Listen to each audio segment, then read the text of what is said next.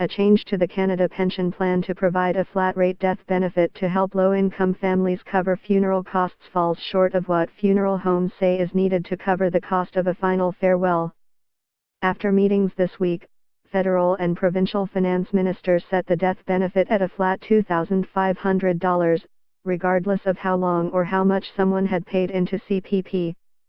Leading up to the meeting, the Funeral Services Association of Canada lobbied governments to raise the value to $3,580 back to what it was in 1997 before finance ministers of the day imposed a sliding scale benefit based on an individual's contributions to the CPP, capped at a maximum benefit of $2,500.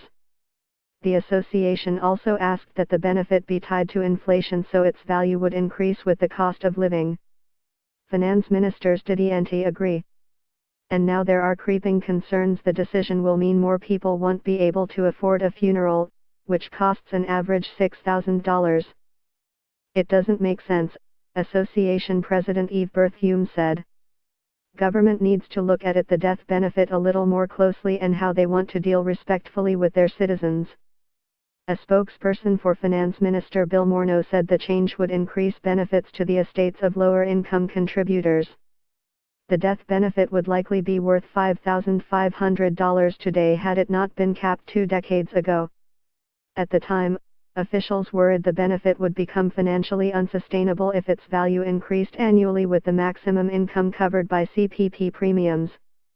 The Funeral Services Association estimates the benefit has lost 38% of its buying power over the past 2 decades due to inflation.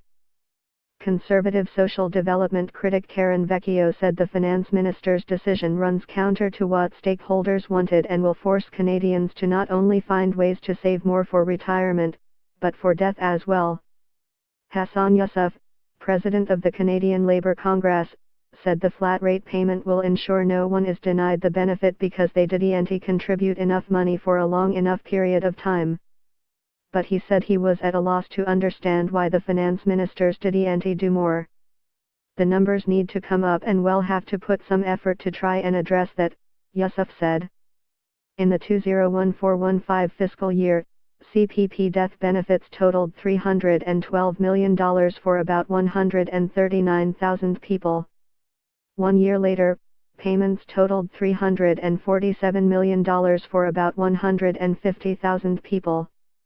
At the same time, a larger proportion of seniors are living beneath the poverty line. The most recent census figures showed 14.5% of seniors living in poverty in 2015, an increase from the 12% recorded in 2005. That has meant Berthume sees 30 to 40 low-income families a year unable to pay for funeral services even with a combination of government and private benefits. 4 decades ago, when he first started in the family business, Berthume said there were about 5 cases a year. He said he and other funeral services in Canada regularly cover the shortfall out of their own pockets. The death benefit is paid to an estate, executor named in a will or an administrator named by the court.